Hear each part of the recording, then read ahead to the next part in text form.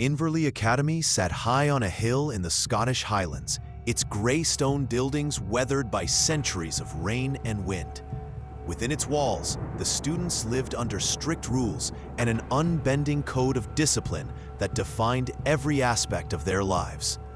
Olivia Fraser, a 17-year-old with dark auburn hair and quick blue eyes, had enrolled with high hopes. She dreamed of excelling in English literature, her favorite subject, and impressing her teachers with her essays. Yet despite her intentions, she had fallen into habits that undermined her progress. She had been spending far too much time on letters and gossip with her dorm mates, letting distraction creep in. The late nights whispering after lights out, the half-finished assignments, and the careless attitude toward preparation had finally taken their toll. When Miss Campbell, the school's senior English mistress, collected homework one windy Monday morning, Olivia's desk was empty. The teacher's frown deepened as she scanned the rows. "Miss Fraser," she said sharply, "where is your essay on Shakespeare's tragedies?" Olivia stammered, cheeks burning, but had no answer. It was not the first time. Whispers spread quickly across the classroom. Everyone knew Miss Campbell's reputation for severity. Later that day, a message summoned Olivia to the English office immediately after lunch. The office smelled faintly of chalk and leather bindings. Shelves lined with anthologies and a portrait of Robert Burns seemed to watch Olivia as she entered. Behind the oak desk sat Miss Campbell, tall and erect, her steel gray hair coiled into a bun. Her eyes were stern, her lips pressed tight. "Olivia," she began, "this cannot continue.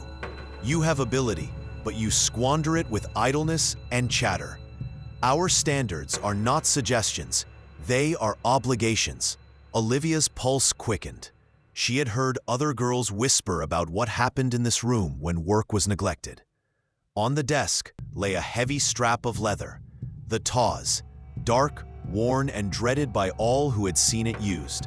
Miss Campbell rose, lifting the Tawse with deliberate calm.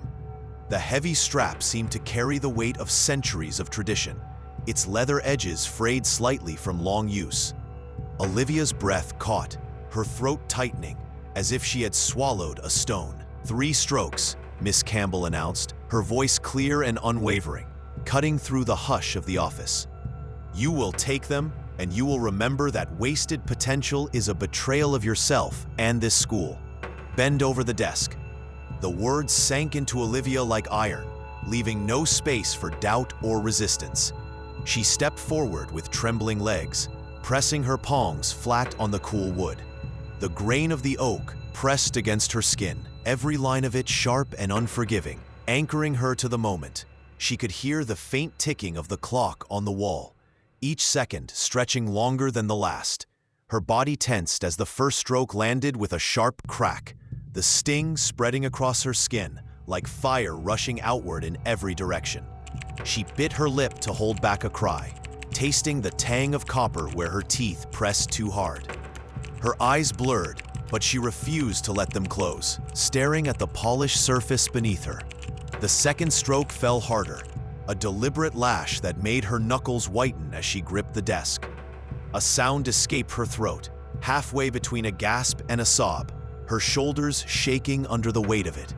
By the third, her composure broke completely, and a soft sob slipped free despite her desperate effort to stay silent. It seemed to echo in the small room, a sound as raw as the pain itself.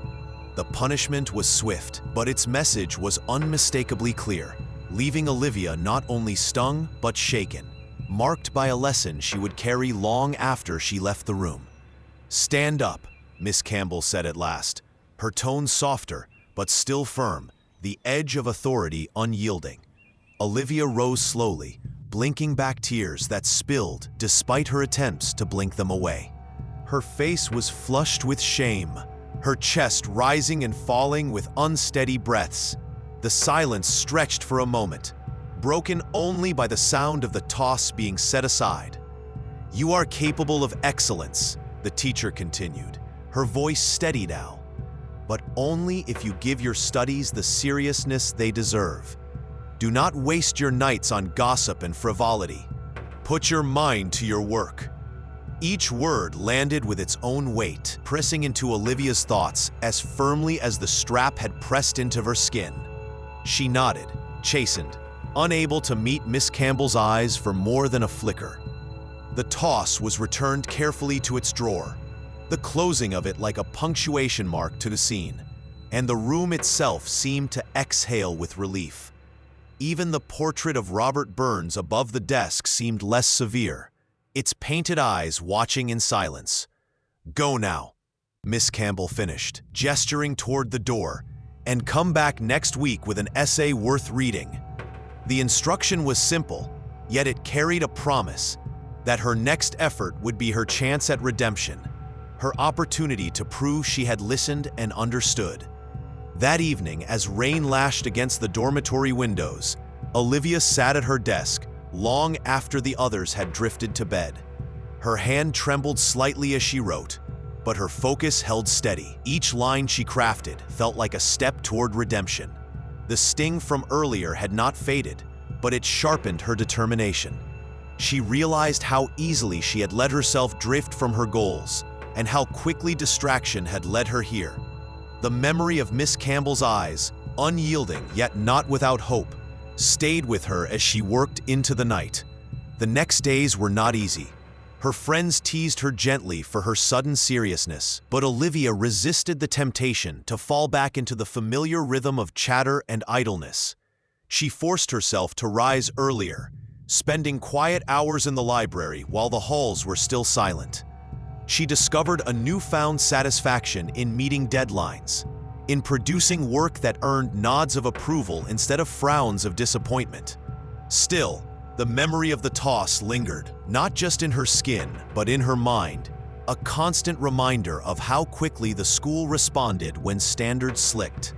A fortnight later, Miss Campbell asked Olivia to stop by for a brief follow-up, not a summons, but a conversation. The English office felt different this time. The same shelves and portrait, but the air lighter, the tension gone. Miss Campbell slid Olivia's latest essay across the desk, the margins dotted with careful notes in red ink. "Clearer structure, stronger argument, good evidence," she said. Then, tapping a line from Macbeth Olivia had unpacked. "I dare do all that may become a man," she added. "Courage isn't impulse, it's intention. You've begun to show that." The words warmed Olivia more than the radiator ever could. They made a plan together, a simple timetable, earlier bedtimes, small daily goals.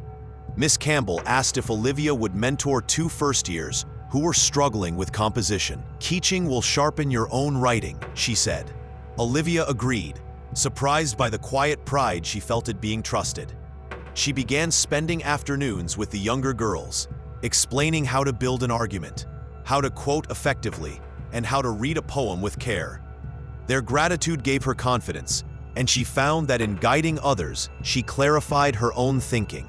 That night, Olivia wrote to her mother by lamplight, telling her about the hills turning purple with heather, the smell of rain in the stone corridors, and how a hard week had become a turning point. "They are strict here," she wrote, "but they want us to become sturdy, not scared." When she sealed the letter, the wind rose again over Inverleigh, and the old buildings hummed softly in the gale. The Tawse remained in its cupboard, untouched.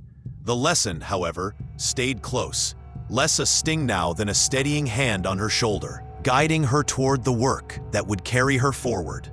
Over the following term, Olivia's transformation became visible, not only to her teachers, but to her peers. She was no longer the girl who slipped by with half-finished work, but someone others now sought out for advice.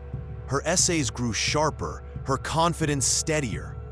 Even Miss Campbell, still stern in class, allowed a rare glimmer of approval to cross her features. Olivia understood that discipline at Inverleigh was never about cruelty, but about shaping character. The memory of those 3 strokes with the Tawse remained vivid, but as months passed, they became less about shame and more about strength. She had been tested, and in that trial, she had discovered the resolve to rise above distraction. It was a lesson that would last well beyond the granite walls of the academy.